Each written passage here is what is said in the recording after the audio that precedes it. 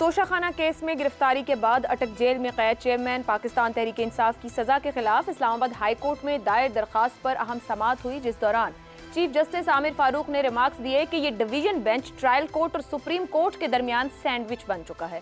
साबिक वजीर आजम की दरखास्त पर chief justice Islamabad high court Aamir Farooq और जस्टिस तारिक महमूद जहांगीरी पर मुश्तमिल 2 रुकनी बेंच ने समाअत की। चेयरमैन PTI के वकील सरदार लतीफ खोसा ने कहा कि सजा मुअत्तली के 3 ग्राउंड्स हैं। एक तो शॉर्ट सेंटेंस, दूसरा केस के अदालती इख्तियार का मामला है। सेशन अदालत बराह रास्त इलेक्शन कमीशन की अपील पर समाअत का इख्तियार ही नहीं रखती है। अदालती दायरा इख्तियार का मामला पहले निपटाया जाना चाहिए था। इस्लामाबाद हाई कोर्ट की जानिब से समाअत कल तक के लिए मुलतवी कर दी गई है। दूसरी तरफ सुप्रीम कोर्ट में भी तोशाखाना केस में चेयरमैन PTI की सजा के खिलाफ समाअत हुई। चीफ जस्टिस पाकिस्तान उमर अता बंदयाल की सरबराही में 3 रुकनी बेंच ने समाअत की। जस्टिस मुज़ाहिर अली अकबर नकवी और जस्टिस जमाल खान मंदोखेल इस बेंच का हिस्सा हैं। चीफ जस्टिस ने रिमार्क्स दिए कि इस्लामाबाद हाई कोर्ट में अभी केस की समाअत चल रही है। हाई कोर्ट मामले का हल निकाल रही है। यही हमारे निज़ाम की खूबसूरती है। हाई कोर्ट का फैसला आने दें, फिर समाअत करेंगे। इस पर अदालत उज़्मा ने समाअत मुलतवी कर दी। पैनल के लिए सवाल, चीफ जस्टिस के गुज़िश्ता रोज के रिमार्क्स, आज सुप्रीम कोर्ट का लहजा तब्दील, एक रात में ऐसा क्या बदल गया? गुज़िश्ता रोज़ मुनीब साहब, आपको याद होगा कि उन्होंने कहा कि आप बैठें और सुने और फैसला करें, कल 1 बजे हम बैठेंगे। गुज़िश्ता रोज़ चेयरमैन PTI के वकील के बयान, रिमार्क्स, आज की भी गुफ्तगू, बार बार इस बात पर इसरार कि फैसला दें, हाँ दें या नहीं दें, बट कुछ दें कि हम सुप्रीम कोर्ट पहुँचे, क्योंकि वहाँ भी इंतज़ार जारी था। क्या हुआ है? देखिए, पहले तो मैं ये कहूँगा कि जो गुज़िश्ता रोज़ का सुप्रीम कोर्ट का कॉन्डक्ट है चीफ जस्टिस साहब का, बसद एहतराम, देखिए, क्योंकि वो फैसले या ऑर्डर्स जारी करते हैं तो कोई भी बहसियत एक पाकिस्तानी में तो उनको उसकी बिना पर ही जज करता हूँ। जो काम कल चीफ जस्टिस साहब ने किया है, देखिए, वो वही काम है, उसकी नौयत ज़रा फ़र्क हो गई है, मतलब, लेकिन काम वही है। जैसे आप सुप्रीम कोर्ट ने मियां नवाज शरीफ को नाअहल किया, ऊपर जस्टिस एजाजुल एहसन साहब को बिठाया, नीचे कहा कि हाँ ये मॉनिटरिंग जज है, आप नीचे ट्रायल करें इनका एहतसाब अदालतों में। ट्रायल जज ने, वो पंजाबी में कहते हैं ना, सुहा करना था जब ऊपर सुप्रीम कोर्ट का जज, मॉनिटरिंग जज बैठा हो, जो अपना ज़ेन शेन सब कुछ बता चुका हो और कर चुका हो, और फिर आपको पता है वो JIT और व्हाट्सएप वाली और सारा कुछ जो शख्साना था वो अपनी जगह मौजूद हो। तो उन्होंने वही कुछ किया।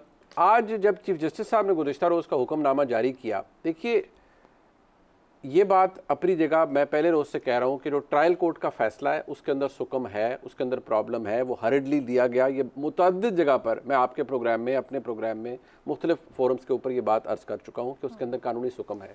लेकिन अगर निज़ाम की खूबसूरती के बड़े दाई हैं जनाब चीफ जस्टिस साहब, तो निज़ाम की खूबसूरती सिर्फ ये कहती है कि कोई मामला अगर एक सबॉर्डिनेट अदालत, बेशक वो इस्लामाबाद हाई कोर्ट है, उसके अंदर पेंडिंग है, और अगर कोई उनके पास आ जाता है कि जनाब वो फैसला नहीं कर रहे, जल्दी नहीं कर रहे, या वो बायस्ड हैं, तो ऐसी सूरत हाल में जो सुप्रीम कोर्ट का कॉन्डक्ट होता है वो सिर्फ इतना होता है कि देखिए, ये मामला सब जुडिस है, हम ये कह सकते हैं अदालत को सिर्फ कि इस पर जल्दी फैसला सुना दें, बस।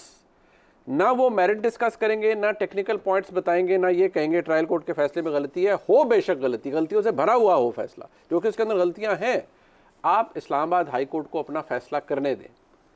अगर आप वो करते हैं जो गुज़िश्ता रोज़ आपने किया था, तो ये जस्टिस से ज़्यादा, इंसाफ से ज़्यादा, ये मौका परस्ती भी है, ये एक्सपीडियंस भी है।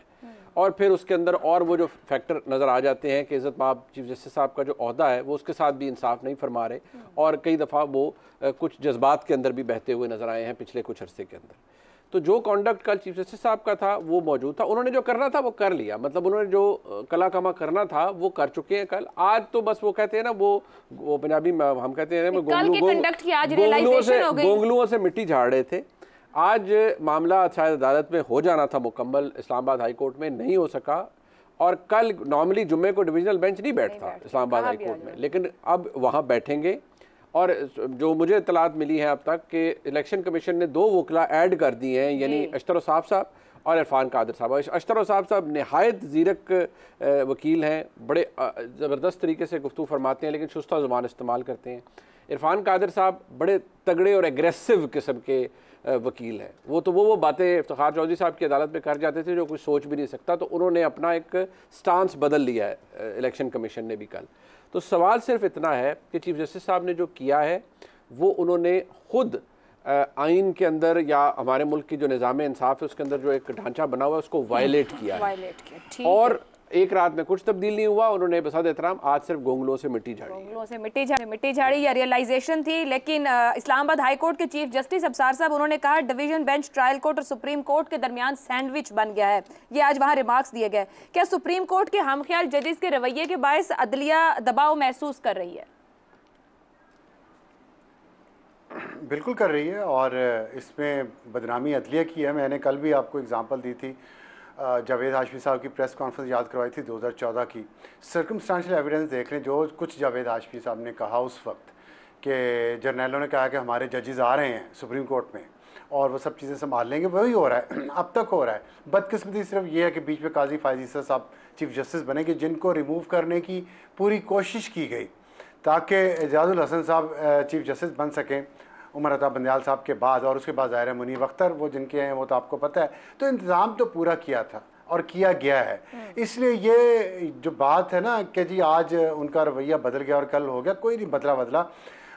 अफसोस इस बात का है, सिर्फ मुझे इस बात पे कोई एतराज़ नहीं है कि इमरान खान को इंसाफ दिलवाने की कोशिश की जा रही है और आउट ऑफ द वे जाके की जा रही है। इस पर मुझे कोई एतराज़ नहीं है, अल्लाह जानता है। हर मुलजिम को या मुजरिम को ये हक है कि वो इंसाफ उसको मिले और इसके लिए वो और जल्द से जल्द मिले।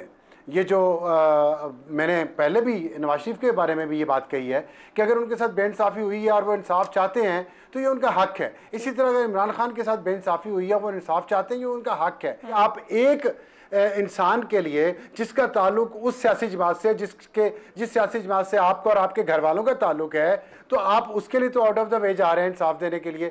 लेकिन एक ऐसा शख्स जिसका ताल्लुक आपकी मुखालिफ सियासी जमात से है, उसके लिए ऊपर आप उलट बिल्कुल चलते हैं। और वहां जज सुप्रीम कोर्ट का बिठाने का ये मकसद था कि जो कुछ हमने गंद डाल दिया है, जो हमने इंसाफ के परखचे उड़ा दिए हैं, उसके खिलाफ कोई वो छोटा जज जो है, नीचे वाला जज जो फैसला ना दे सके।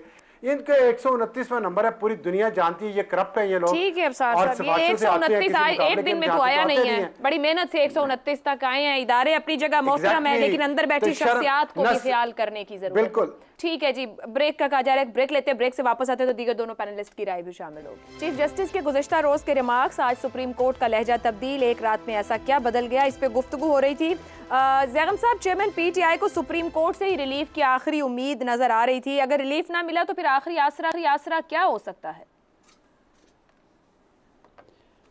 देखिए, बहुत से दिल जले इस्लामाबाद को कूफा कहते हैं।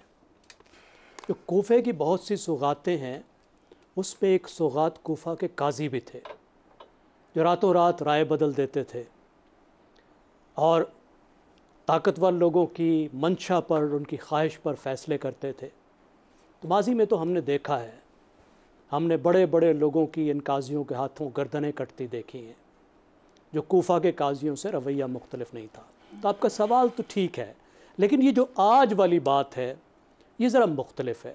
कल और आज में मैं बिल्कुल अपने कोलीग से इत्तफाक करता हूँ कि कोई रवैया नहीं बदला। कल इन मुअज़्ज़िज़ जजों ने, पाकिस्तान की सुप्रीम कोर्ट के मुअज़्ज़िज़ जजों ने निगरान जजों का रोल अख्तियार कर लिया था और आज उन्होंने उस अख्तियार को जारी रखा। हाई कोर्ट को उन्होंने अपना माइंड डिस्क्लोज़ कर दिया। कितनी ब्लेटेंट वायलेशन है इंसाफ के बुनियादी असूलों को कि हाई कोर्ट ने फ़ैसला करना है और इन्होंने अपील सुननी है, और हाई कोर्ट में अपील ज़ेर समात है और ये अपना पूरा माइंड डिस्क्लोज़ कर चुके हैं। ये बता चुके हैं कि उनकी नज़र में जो फ़ैसला है, जो बुनियादी फ़ैसला है, उसमें क्या क्या खामियां हैं, उस पर तनकीद कर चुके हैं, अपना फ़ैसला ये सुना चुके हैं। और अब ये निगरान अदालत लगाकर इंतज़ार कर रहे हैं, बैठे हुए हैं, बड़ी बेचैनी से इंतज़ार है कि अगर हाई कोर्ट का फ़ैसला उस तरीके से नहीं आता जिस तरीके से निगरान जजों ने बनाया है, बताया है, तो फिर हम बैठे हैं ना, तो फिर फ़ौरन उसको ले लेंगे। लेकिन मैं ये समझता हूँ कि इसका पहले भी उन लोगों को, उस पार्टी को नुकसान हुआ है जिसके साथ इन्होंने अपनी मोहब्बत को छुपाने की कोई कोशिश नहीं की। पंजाब के इलेक्शन का केस भी इन्होंने हाई कोर्ट से छीन लिया था। हाई कोर्ट में वो ज़ेर समात थी अपील और इन्होंने 184 के तहत उसको छीन कर ख़ुद से सुनना शुरू कर दिया। तो क्या पंजाब में इलेक्शन हो गए?